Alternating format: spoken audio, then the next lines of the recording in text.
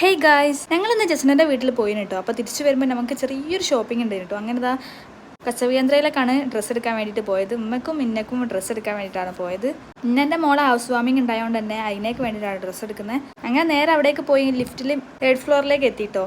അവിടെയാണ് നമ്മളെ ചുരിദാർ ഐറ്റംസ് ഒക്കെ ഉള്ളത്. അങ്ങനെ അവിടുന്ന് ഞങ്ങൾ കുറേ ഡ്രസ്സൊക്കെ നോക്കി. അപ്പം ഞങ്ങൾ അങ്ങോട്ട് കയറുമ്പോൾ തന്നെ ഡിസ്പ്ലേക്ക് ഒരു ഡ്രസ്സ് വെച്ചിന് കേട്ടോ.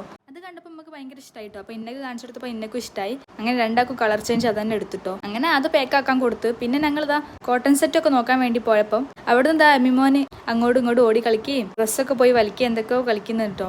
ഇത് ഇന്നെൻ്റെ പേരക്കുട്ടിയാണ്.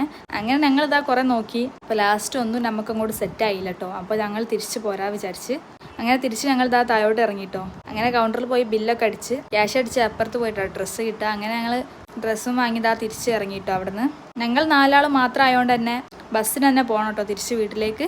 അങ്ങനെ അവിടെ നിന്ന് ഇറങ്ങി കഴിഞ്ഞപ്പോൾ തന്നെ ഏകദേശം ഒരു 8:30 ഒക്കെ ആയിട്ടുണ്ട്. അന്ന് കോഴിക്കോട് ബീച്ചിൽ KLF ലാസ്റ്റ് ഡേ ആയിരുന്നു കേട്ടോ. അതിനോണ്ട് തന്നെ നല്ല ബ്ലോക്കാണ് റോഡ് ഫുള്ള്. ഞങ്ങൾ ബസ്സിൽ കുറേ നേരം മാനാഞ്ചിറ ബ്ലോക്കിൽ നിന്ന് കേട്ടോ.